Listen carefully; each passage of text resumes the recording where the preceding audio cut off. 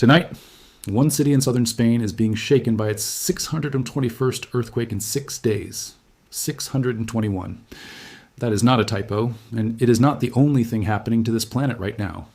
In the last 2 months, the ground has killed thousands of people across 5 countries on 4 continents. Indonesia's death toll is still climbing, as rescue teams try to reach villages the roads can no longer connect to. Japan was hit hard enough last month that one of the world's most earthquake-prepared nations still lost dozens of people.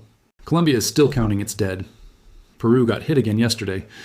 And all over the internet, the same question keeps showing up in the comments. Is the planet falling apart? Is 2026 actually unusual? Or does it just feel that way? I'm going to walk you through exactly what happened in each of these places. And then I'm going to give you the honest, data-backed answer to that question, because the truth doesn't need any exaggeration to be unsettling on its own. Let's start with a story almost nobody outside Europe is covering. Since August 14th, the city of Granada in southern Spain has recorded more than 621 earthquakes in 6 days, logged continuously by Spain's National Geographic Institute, and the count is still climbing. This is what seismologists call a swarm, and it's a genuinely different phenomenon from a normal earthquake sequence. A typical earthquake has one big main shock followed by decaying aftershocks. A swarm doesn't have a main event at all. It's dozens, sometimes hundreds of earthquakes of similar size, hitting the same small patch of ground over and over, with no single quake standing out as the one. The activity has clustered around a handful of villages just south of Granada City, and almost all of it is shallow, most of it under 10 kilometers deep. Shallow earthquakes punch harder at the surface than deep ones of the same size, which is why even the smaller quakes in this swarm are being felt strongly by the people living directly above them. The 2 strongest events so far have both hit magnitude 4.8, each one triggering more than 50 emergency calls about cracked walls, falling debris, and damaged building facades. On August 18th alone, 4 earthquakes above magnitude 4 struck in quick succession, topping out at 4.8, 4.2, and 4.0. 2 shopping centers were evacuated and closed while engineers checked the structures. The Alhambra, one of the most visited historic sites in all of Europe, was temporarily closed over earthquake risk. Roughly 600 residents were evacuated from apartment blocks after structural damage was found, and inspection teams have now gone through nearly 600 buildings across the region. Most came back clean. A small number were flagged for minor damage. A smaller number still were red tagged, meaning nobody can safely occupy them until repairs are made.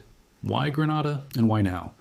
Southern Spain sits almost directly on top of the boundary where the Eurasian and African tectonic plates are grinding into each other, and that collision has left the ground underneath Andalusia laced with active fault lines.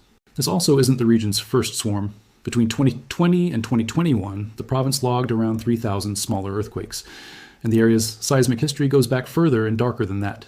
A magnitude 5.0 quake near Granada in 1956 killed 11 people. The geology hasn't gone anywhere. As of this recording, the swarm is still active, still unresolved, and nobody can say exactly when it stops.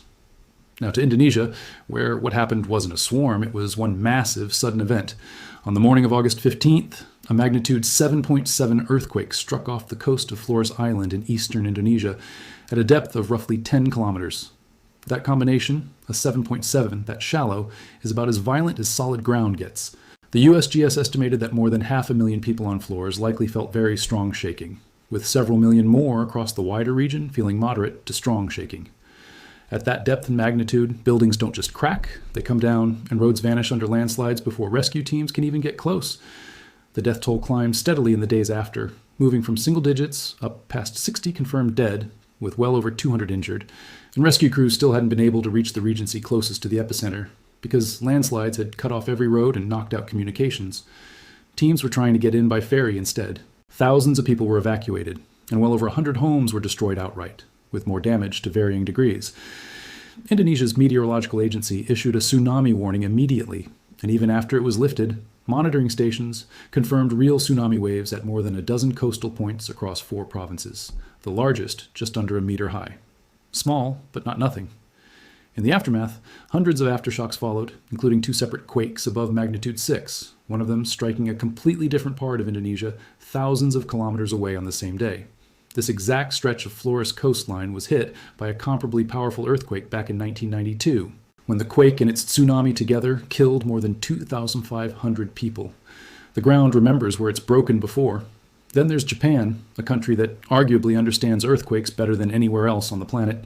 Strict building codes, sophisticated early warning systems, a population that drills for this constantly, And even with every advantage in place, the earthquake that hit Kumamoto Prefecture on July 28th was devastating. It struck in the mid-afternoon, rated around magnitude 7 by Japanese and international agencies, at a shallow depth of about 10 kilometers. At least 39 people were killed, more than 350 injured, and roughly 300,000 residents were ordered into evacuation shelters. Tens of thousands of homes lost power, rail service stopped, and a tsunami advisory went out before being lifted. One of the most damaged sites was a large shopping mall that had thousands of people inside when the shaking started, evacuated into the parking lot just before an explosion tore through another part of the building. In one of the hardest hit towns, close to a fifth of all homes were destroyed or damaged, and residents slept in their cars rather than go back inside. The recovery was made worse by extreme heat in the days after, with temperatures near 90 centigrades hitting survivors in shelters that had no power. This was reportedly the first magnitude 7 class earthquake Japan has recorded in the height of summer, and seismologists are now watching whether the fault responsible has shifted stress onto neighboring fault lines, raising questions about what might come next in the same region. And then South America, where the last several months have played out like a slow-motion chain reaction. In late June, Venezuela was hit by two earthquakes 30 seconds apart, magnitude 7.2 and 7.5, back-to-back. One state saw the vast majority of its buildings collapse. Confirmed deaths ran into the thousands, with many more never accounted for. 47 days later, Colombia was hit by its strongest earthquake in decades. Over 300 confirmed dead, thousands injured, major cities damaged, and a historic cathedral's towers collapsed.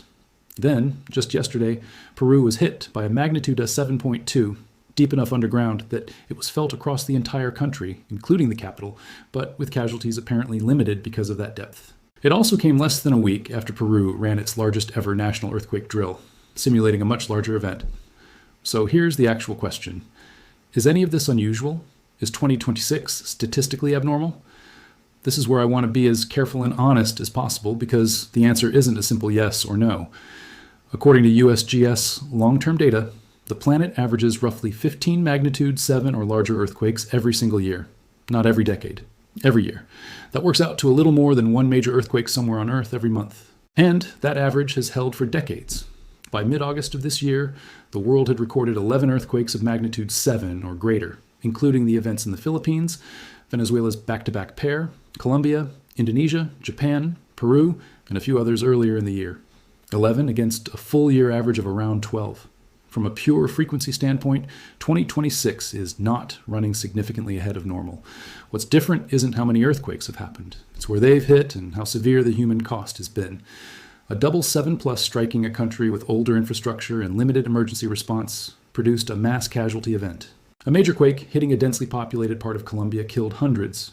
A shallow 7.7 off Indonesia killed dozens and left roads impassable for days. A quake hitting Japan in mid-afternoon when a mall was full of shoppers still killed people even under near best-case preparedness conditions. And a swarm of over 600 tremors is currently rattling one of Europe's most historic cities. All of this landing in populated places in quick succession in the same year creates a sense of acceleration even when the underlying frequency isn't dramatically above normal. The USGS itself is consistently cautious about this exact misreading, and its long-term data doesn't show a clear upward trend in major earthquake frequency. What has clearly increased is the number of people living in earthquake-prone regions, and the amount of infrastructure now capturing and broadcasting every event in real time. When the 1906 San Francisco earthquake killed roughly 3,000 people, there was no instant footage, no global feed, no real-time seismic network. Today, a single magnitude 4.8 in Granada generates dozens of emergency calls and phone footage circulating within minutes. The planet's behavior hasn't fundamentally changed. Our visibility into it and our exposure to it absolutely has. But it would be dishonest to stop there because some of these regions really are carrying elevated, specific risk, not just bad luck. Peru's central coast has been accumulating stress since its last great rupture in the 1700s, and scientists have flagged it as capable of producing a significantly larger quake than what hit yesterday. Indonesia sits directly on the Pacific Ring of Fire, one of the most active seismic belts on the planet, and this floor's earthquake struck almost the same zone as the deadly 1992 event, not a coincidence, a repeat visitor to a known fault system. Japan's Kumamoto region sits across multiple active faults, and researchers are actively watching whether stress from July's quake has migrated to nearby segments. Granada sits on some of the most structurally complex geology in Western Europe, None of these are new earthquake zones. What's new is everything humans have built on top of them since the last time these faults released. And here's the part that's genuinely useful. Not just alarming. When a fault releases stress, it can shift the risk picture for the faults around it. That's not a superstition. It's measurable seismology. And it's exactly why scientists in Peru were already publicly discussing the region's stored energy before yesterday's quake hit. Warnings like that aren't predictions of an exact date. They're a map of where the risk is stored, so that preparation happens before the ground moves, not after. And that's really the honest answer to the question everyone's asking. The planet is not measurably more active in 2026 than its long-term average, but the planet is always active, and it always has been. What actually changes, what we have real control over, is how ready the people living on top of these fault lines are when their turn comes. If you live anywhere near an active seismic zone, and a huge share of the world's population does, this isn't a reason to panic. It's a reason to know your building's construction standards, know your evacuation route, keep an emergency kit ready, and know what a tsunami warning actually means for how fast you need to move. Those are the details that separate places that come through an earthquake with manageable damage from places that don't. Over 600 tremors in Granada, and still counting. Dozens dead and roads still cut off in Indonesia. Dozens dead in one of the best prepared countries on Earth.